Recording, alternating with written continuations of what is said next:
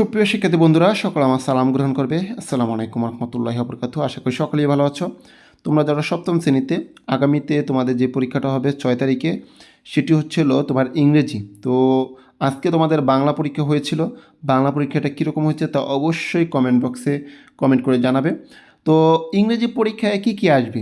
প্রথমত তো তোমরা অনেকেই প্রশ্নের আশা আছো, উত্তরের আশা আছো। দেখো, এই বিষয়টা টোটালি আলাদা। দেখা গেছে যদি তোমার প্রশ্ন বা নির্দেশিকা যদি আউট হয় তাহলে আমরা দিতে পারবো, নতুবা না, ঠিক আছে। তবে তোমাদের আমি সাজেশন দিতে পারবো, যেহেতু একটা পরীক্ষা হয়ে গেছে, তোমাদের পরীক্ষার প্রশ্ন কাঠামোটা কীরকম বা কীরকম আসবে এই সম্পর্কে টোটালি ধারণা হয়ে গেছে। এখন তোমাদের বলতে পারবো কীভাবে আর কি তোমাদের প্রশ্নটা বা নমুনাটা হবে, ঠিক আছে। তো দেখো, তোমাদের 60 পৃষ্ঠা পর্যন্ত তোমাদের আছে ইংরেজিতে। তো প্রথম যেই চ্যাপ্টারটা আছে, এই চ্যাপ্টারটা থেকেই তোমার মূলত মেন জিনিস বা থিম, সেটি হচ্ছিল তোমার এখানে যে কাজটি করতে হবে, ফর্মাল এক্সপ্রেশন এবং ইনফর্মাল। এই ফর্মাল এবং ইনফর্মাল এই এক্সপ্রেশনগুলো ব্যবহার তোমার থাকবে। এখন এই জায়গায় কী হতে পারে, এগুলো কিভাবে থাকবে, তোমাকে বলবে যে কোনো একটা বিষয় নিয়ে একটা ডায়লগ লিখতে। বাংলায় যেরকম কথোপকথন আসছে, ইংরেজিতে ঠিক সেম একটা ডায়লগ লিখতে বলবে, এবং সেটাতে তোমার ফর্মাল এক্সপ্রেশনও রাখতে বলবে এবং ইনফর্মাল এক্সপ্রেশনও রাখতে পারবে, বা দুইটার কথোপকথন, একটা ভাইয়ের সাথে আরেকটা হচ্ছে টিচারের সাথে বা অন্য কারোর সাথে, দুইটা থেকে তোমার ফর্মাল এবং ইনফর্মাল এই এক্সপ্রেশনগুলোর ব্যবহার দেখাইতে হবে, ঠিক আছে।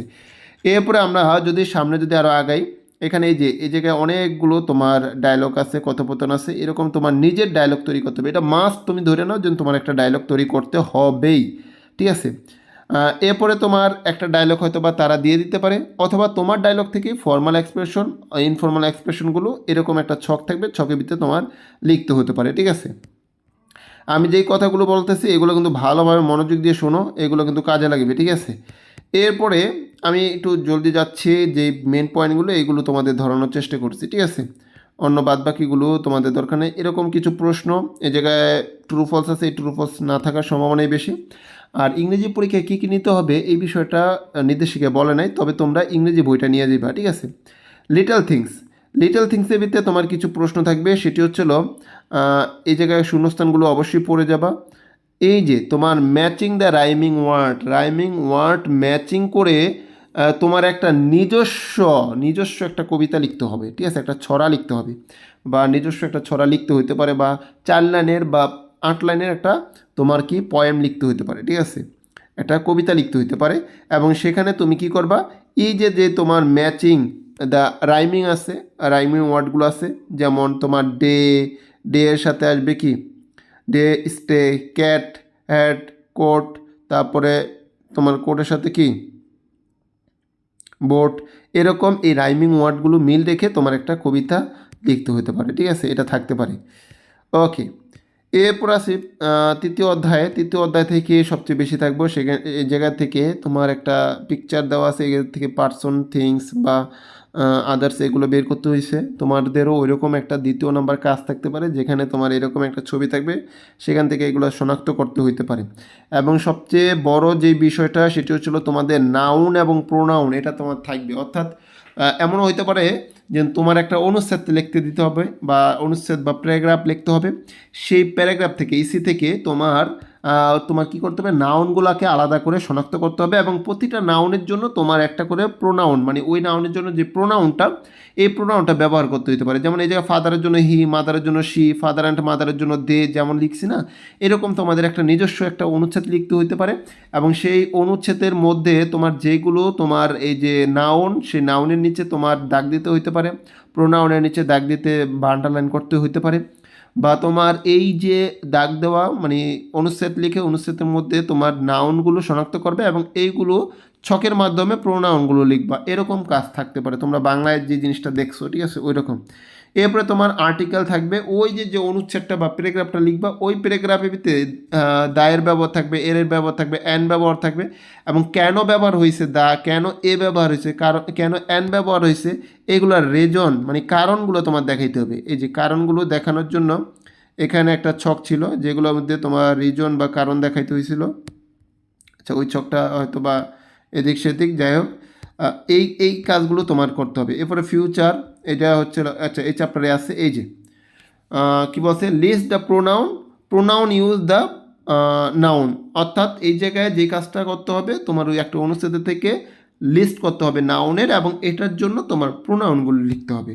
এরপরে তোমার ওই যে আর্টিকেলের কথা বললাম, তোমার অনুচ্ছেদের মধ্যে কিছু আর্টিকেল ব্যবহার করা হয়েছে। এই জায়গায় একটা অনুচ্ছেদ দিচ্ছে, আর্টিকেল ব্যবহার করছে।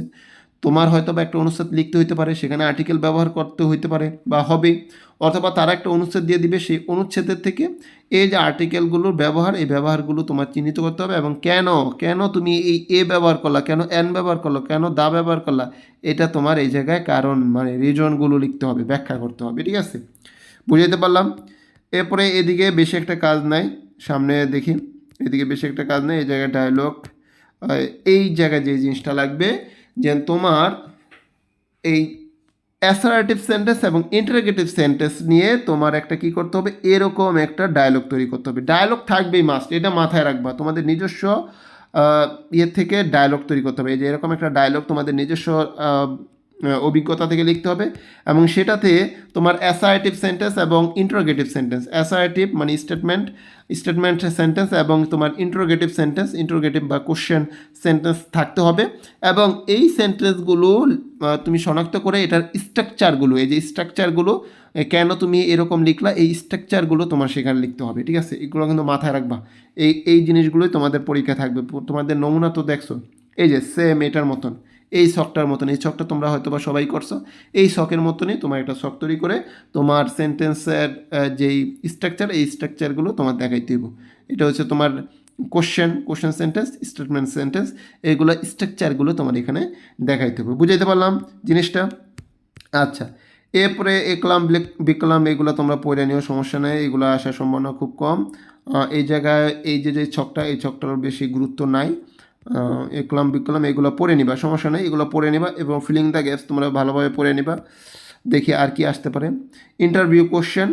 ইন্টারভিউ কোশ্চেনগুলো তোমাদের থাকতে পারে, নাও থাকতে পারে, তবে তোমরা অবশ্যই এগুলো পড়ছো। ঠিক আছে, দেখি সামনে আর কি থাকতে পারে তোমাদের। ওকে ওকে, এই জায়গায় এরকম একটা ছক থাকতে পারে, যেমন তোমার ডেইলি অ্যাক্টিভিটি বা তোমার ফ্যামিলি অ্যাক্টিভিটির বা ফ্যামিলিতে যে কার্যক্রম আছে, এই কার্যক্রমগুলোর একটা লিস্ট থাকবে, এবং এই কার্যক্রমগুলো কে করে, যেমন এই জায়গায় অনামিকা করে, ফাদার করে, মাদার করে, ব্রাদার করে, যে করে এই জিনিসগুলো, অথবা তোমার একটা ডেইলি অ্যাক্টিভিটির একটা অনুচ্ছেদ লিখতে হইতে পারে বা ইসি লিখতে হইতে পারে, যে তুমি প্রতিদিন যে কাজগুলো করো এটার একটা তোমার কি করো, অনুচ্ছেদ লিখো। ঠিক আছে, এরকমটা ইংরেজিতে প্যারাগ্রাফ বা ইসি যেটাই বোঝো। ঠিক আছে, এরপরে কিছু কোশ্চেন এই জায়গায় দেওয়া আছে, এগুলো আসতে পারে, নাও আসতে পারে, যেহেতু লিখিত পরীক্ষা নেই এই কারণে না আসার সম্ভাবনাই বেশি। এই টেবিলগুলো তোমাদের ভালোভাবে পূরণ করতে হবে, এরকম থাকার সম্ভাবনা সবচেয়ে বেশি। তোমাদের মেবি 60 পৃষ্ঠা পর্যন্ত আছে। আচ্ছা, এখানে তোমার এই চ্যাপ্টারটা সবচেয়ে গুরুত্বপূর্ণ, সেটি হচ্ছিল তোমার ইউজ অফ ক্যাপিটাল লেটার বা তোমার পাঞ্চুয়েশন মার্ক, এইগুলোর থেকে তোমার প্রশ্ন থাকবেই। এটা খ সেটে থাক, সিতে থাক বা ডিতে থাক, ওয়ার্ক সি বা ওয়ার্ক ডি এরকম থাকবে। যেমন এই জায়গায় টেন্স, দ্য সেন্টেন্সটা লিখবে, এই জায়গায় কেন দা ব্যবহার হয়েছে, এই টিটা কেন বড় হাতের হয়েছে, এই জায়গায় পিটা কেন বড় হাতের, এই জায়গায় এমটা কেন বড় হাতের, এখানে আইটা কেন বড় হাতের, এই রিজনগুলো তোমার লিখতে হবে। ঠিক আছে, রিজনগুলো বা কারণগুলো তোমার লিখতে হবে। তোমার নিজের হয়তো বা এরকম ডায়লগ বা প্যারাগ্রাফ লিখে, অথবা তারা দিবে, এগুলা থেকে এই কারণগুলো তোমার কী করতে হবে, লিখতে হবে। এবং তোমার একটা অনুচ্ছেদ দেওয়া থাকবে, যেটাতে কোনো পাঞ্চুয়েশন মার্ক দেওয়া থাকবে না, কোনো ক্যাপিটাল লেটার থাকবে না, সব স্মল লেটারে থাকবে। তোমার ওই অনুচ্ছেদটাকে সাজায়া সুন্দর করে ক্যাপিটাল লেটার তারপর পাঞ্চুয়েশন মার্ক বসায়া তোমার সুন্দর করে খাতায় লিখতে হবে। এই কাজটা তোমাদের থাকবে। ঠিক আছে, এরপরে ফুল স্টপ, 4টা বা 5টা ফুল স্টপের ব্যবহারগুলো তোমার দেখাইতে হবে। এই জিনিসগুলো তোমরা ভালোভাবে শেষ করবা। ঠিক আছে, আর সামনে দেখি আর কিছু আছে কি না। লাস্ট অধ্যায় থেকে দেখি তোমাদের কি থাকতে পারে। এই জায়গায় তোমাদের যেই ইয়াগুলো থাকতে পারে, যেমন তোমার বিপরীত শব্দগুলো আসতে পারে। ঠিক আছে, যেমন এই ছকটা, যেন তোমার এইগুলোর সমার্থক শব্দ অথবা বিপরীত শব্দ আসতে পারে, এবং এগুলো দিয়ে তোমার কী করতে হবে, একটা সেন্টেন্স তৈরি করা, মেক সেন্টেন্স। ঠিক আছে, সেন্টেন্স তৈরি করা তোমাদের আসতে পারে। তো এই থাকবে তোমাদের হচ্ছিল পরীক্ষায়, বা এরকমই আসবে। আশা করি যেন তোমাদের ইংরেজি পরীক্ষাটাও ভালো হবে। আর আমি চেষ্টা করব, যদি কোশ্চেন ওইরকমভাবে নির্দেশিকারা যদি সবাই যদি শেয়ার করে বা সোশ্যাল মিডিয়া যদি আসে, তাহলে আমিও তোমাদের এইগুলার দেওয়ার চেষ্টা করব এবং অ্যান্সারগুলো দেওয়ার অবশ্যই চেষ্টা করব। সেই সাথে এই চ্যাপ্টারগুলোর ওয়ার্ড মিনিংগুলো ভালোভাবে পড়বা। ভালো থেকো, সুস্থ থেকো, দেখা হবে পরবর্তী ভিডিওতে। সে পর্যন্ত আল্লাহ হাফেজ, আসসালামু আলাইকুম।